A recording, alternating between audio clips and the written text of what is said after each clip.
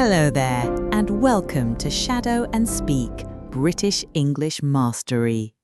I'm your host, and I'm absolutely delighted you've joined me today.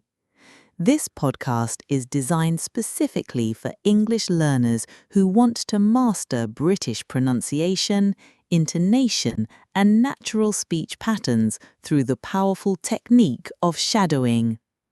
For those who might be new to shadowing, don't worry, we'll cover everything you need to know. Shadowing is simply the practice of listening to native speech and repeating it simultaneously, like an echo or a shadow. It's one of the most effective methods for developing natural pronunciation and fluency. In today's episode, we'll explore the foundations of British English, understand why shadowing works so brilliantly, and get you started with your first shadowing exercises. So grab a cup of tea, get comfortable, and let's begin this exciting journey together. But before we dive in, if you genuinely wish to speak English fluently, sound natural, and gain real confidence in everyday conversations, do press the subscribe button and turn on notifications.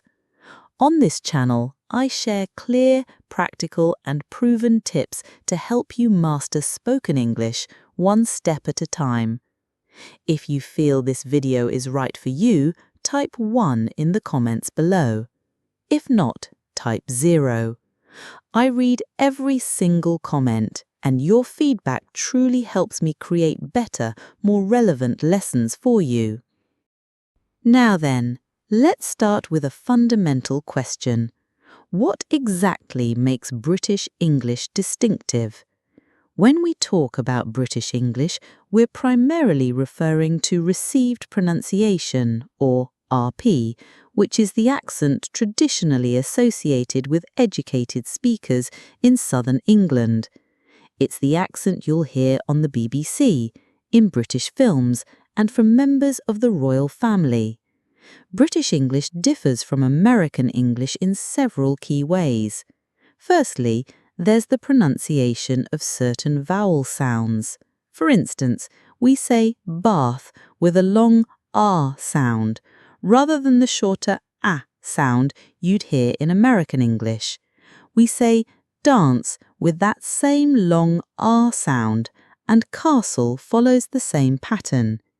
Secondly, British English tends to be non-rhotic, which means we don't always pronounce the R sound at the end of words or before consonants. So, car becomes car, and water sounds more like water. This is quite different from most American accents, where every R is clearly pronounced. Thirdly, there's our intonation patterns. British English often uses a wider range of pitch, with more pronounced rises and falls in tone. This creates what many describe as a more melodic quality to our speech. Right, now let's discuss why shadowing is so remarkably effective for learning British English pronunciation. When you shadow native speech, you're engaging multiple learning processes simultaneously. Your brain is processing the sounds, your mouth is practicing the physical movements needed to produce those sounds, and your ear is training to distinguish the subtle differences in pronunciation. Research in language acquisition shows that shadowing helps develop what linguists call procedural memory, the type of memory responsible for automatic skills like riding a bicycle, or in this case, producing natural speech sounds. The more you shadow, the more automatic these pronunciation patterns become. Shadowing also helps with rhythm and stress patterns, which are absolutely crucial in British English. We have a tendency to stress content words, nouns, verbs, adjectives, whilst reducing function words like articles and prepositions. This creates a distinctive rhythm that's essential for sounding natural. Before we begin our first shadowing exercise, let me give you some practical tips for getting the most out of your practice. First, don't worry about understanding every single word initially. Focus on mimicking the sounds, rhythm, and intonation patterns. Comprehension will come naturally as you progress. Second, start with short phrases rather than attempting entire sentences. It's better to master a few words perfectly than to struggle through long passages imperfectly. Third, record yourself occasionally. This might feel uncomfortable at first, but it's invaluable for identifying areas that need improvement. You'll be surprised how much progress you can hear when you compare recordings over time. Finally, be patient with yourself. Developing a British accent takes time, and everyone progresses at their own pace. Consistency is far more important than perfection. Now, let's begin with some foundational shadowing exercises. We'll start with common British expressions and everyday phrases that will help you develop the core sounds and rhythms of British English. Shadowing Exercise 1. Greetings and pleasantries.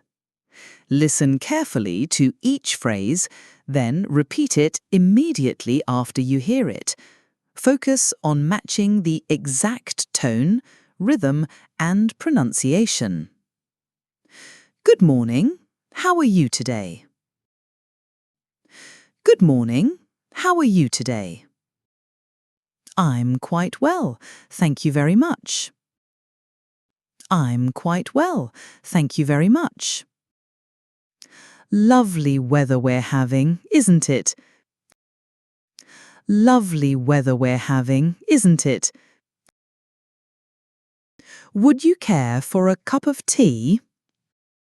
Would you care for a cup of tea? That sounds absolutely brilliant. That sounds absolutely brilliant. Excellent work.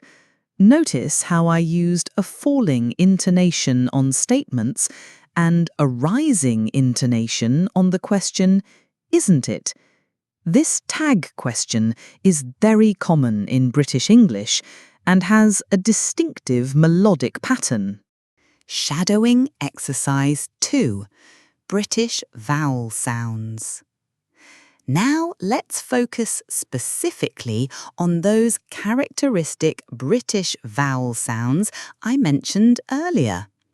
Pay particular attention to the long R sound in these words. I can't dance in the bathroom after my bath. The class laughed when they saw the photograph. We walked past the castle on our path through the grass. Notice how each of those words, can't, dance, bathroom, bath, class, laughed, photograph, walked, past, castle, path, and grass all use that distinctive long R sound rather than the shorter A you might hear in other accents. Shadowing Exercise 3. Non-rhotic pronunciation. Remember, in British English, we often don't pronounce the R at the end of words or before consonants. Let's practice this feature. The car park was rather far from the supermarket. Water the flowers in the garden before dinner. Mother ordered 4 more chairs for the party. Did you notice how car park, rather, far, water, flowers, garden, dinner, mother, ordered, 4 more, and chairs all have that soft ending without a hard R sound? Shadowing Exercise 4. British intonation patterns. British English intonation is quite distinctive, with pronounced rises and falls that convey meaning and emotion. Let's practice with some everyday conversations. I'm terribly sorry, but I'm afraid I'm running rather late. Oh, that's perfectly all right. No worries at all. Would you mind awfully if we rescheduled for tomorrow? Not at all. Tomorrow works brilliantly for me. Notice the polite, somewhat apologetic tone that's characteristic of British conversation, with the intonation rising on questions and requests and falling on reassuring responses. Shadowing exercise 5. Connected speech. In natural British English, words flow together in connected speech. Sounds link, blend, and sometimes disappear entirely. This is crucial for sounding natural. I ought to have thought about it more carefully. We should have been there by 3:30. They might have forgotten about the meeting altogether. I wouldn't have minded if they'd asked me first. Notice how contractions flow naturally and how sounds link between words. This connected speech is what makes the difference between sounding like you're reading from a textbook and sounding like a natural British speaker. Shadowing and speak. Exercise 6. British vocabulary and expressions. Let's practice some distinctly British vocabulary and expressions that you'll hear in everyday conversation. I'm absolutely knackered after that brilliant day out. The queue for the lift was rather long, I'm afraid. Fancy popping round to the pub for a quick pint? That sounds lovely. Shall we meet at 7:30? These phrases include quintessentially British vocabulary: knackered, meaning tired; brilliant as an expression of enthusiasm; queue for line; lift for elevator; fancy, meaning would you like to; popping round for visiting; and 7:30 for 7:30. Now let's put it all together with a longer shadowing passage. This will challenge you to maintain British pronunciation, intonation, and rhythm throughout a more extended piece of speech. Extended shadowing exercise. Last Saturday afternoon, I decided to take a rather leisurely stroll through Hyde Park. The weather was absolutely gorgeous, bright sunshine with just a few fluffy white clouds drifting across the brilliant blue sky. As I wandered along the serpentine path, I couldn't help but notice how many families were enjoying picnics on the grass. Children were playing football nearby, whilst their parents relaxed with cups of tea from thermos flasks. It was precisely the sort of quintessentially British scene that makes one feel rather proud to call this country home. I stopped at a lovely little cafe overlooking the lake, ordered a proper cup of Earl Grey, and spent a delightfully peaceful hour watching the world go by. Brilliant! That passage incorporated many of the elements we've practiced today: British vowel sounds, non-rhotic pronunciation, natural intonation patterns, connected speech, and distinctly British vocabulary and expressions. Before we wrap up today's episode, let me leave you with some homework. Over the next week, I'd like you to practice the exercises we've covered today for about 15 minutes each day.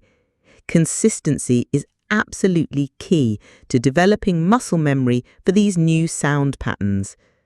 Also, try to expose yourself to British media, BBC programmes, British podcasts, audiobooks read by British narrators. The more you hear authentic British English, the more natural these patterns will become.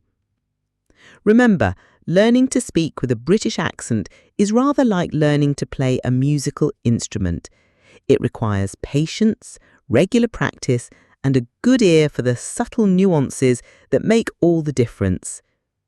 That's all for today's episode of Shadow and Speak British English Mastery. I do hope you found it useful, and I'm looking forward to continuing this journey with you next time. Until then, keep practicing, stay motivated, and remember, every expert was once a beginner. Cheerio for now.